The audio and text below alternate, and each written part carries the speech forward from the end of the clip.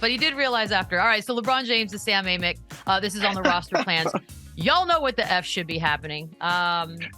This is the thing, though, because then Sam had the whole article, and here's his wording, more here on his waning patience and how his greatness is forcing the conversation. So, of course, LeBron takes to Twitter to clarify that. Hey, Sam, actually, my patience isn't waning. You make it sound like I'm frustrated when I'm really not.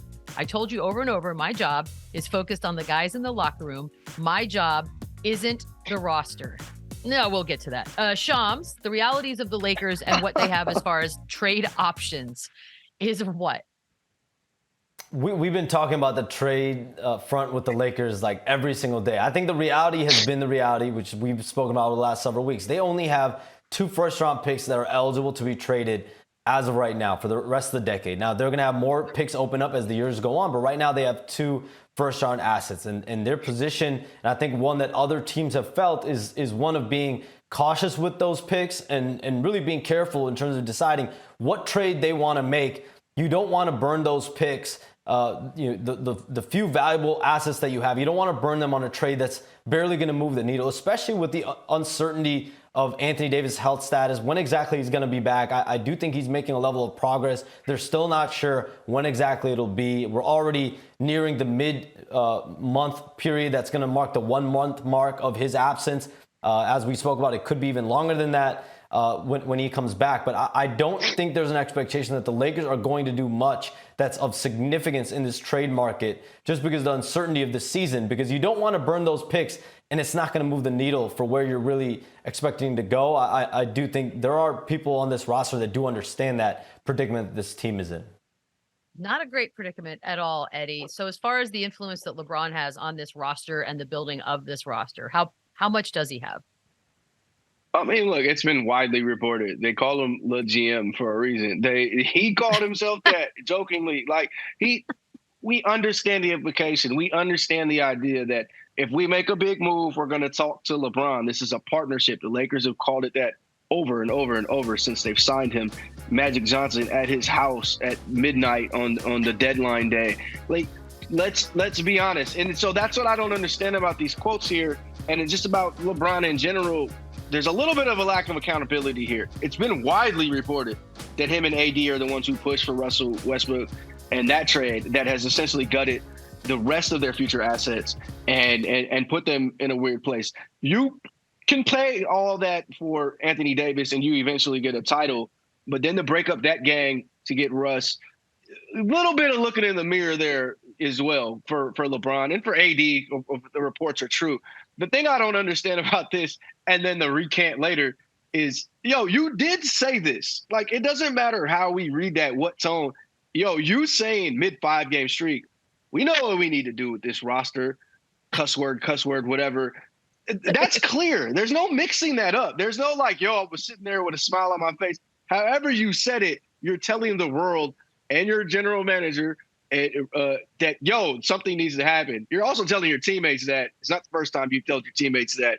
So It's, look, there's a lot going on here. And the fact that you said this after the 5th game in a 5-game win streak is hilarious. So when you run the Twitter to then clarify what you said, you stepped in it. And look, it is what it is. This is LeBron. This is a LeBron experience. He can't be traded this year, and we're already talking about him.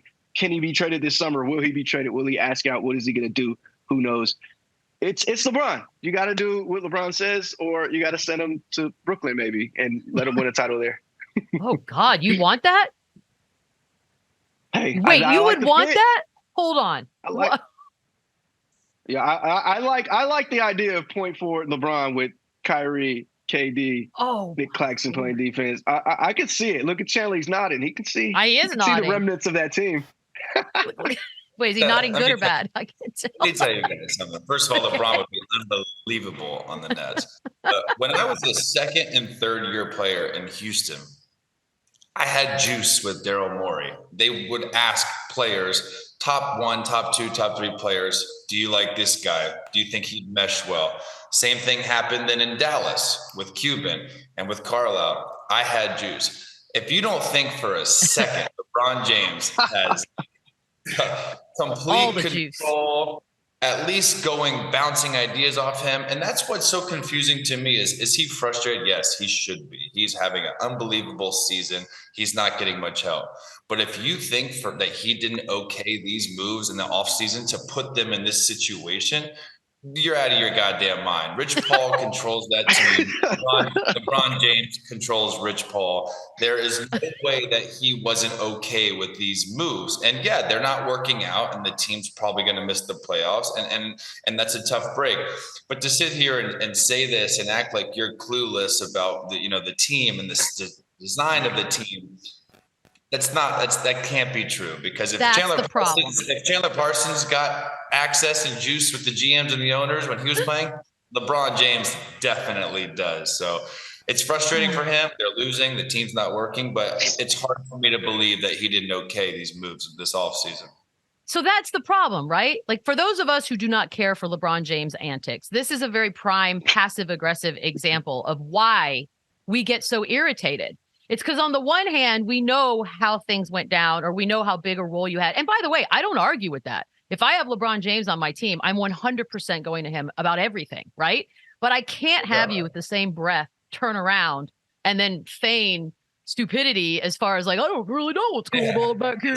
Like, that's the problem. You can't do both. It's weird to say what the fuck should be happening and then try and be sorry for cursing, and then try and be politically correct on your own social platform and kind of ease the pain a little bit of what you just said. So that's where it gets a little confusing, and it's obvious. LeBron James is the best player probably of all time. Well, why wouldn't they ask him? Why wouldn't they get his blessing? Why wouldn't they say, would you want to play with this guy? You have to make him happy. You have to make Joel Embiid happy in Philly. I guarantee you there's not a trade this deadline Joel Embiid doesn't okay. That's just how it works. No doubt LeBron. I love LeBron. I think he's the GOAT. I think he's smarter than he's pretending he is on Twitter, because he knows who Sam Amick is.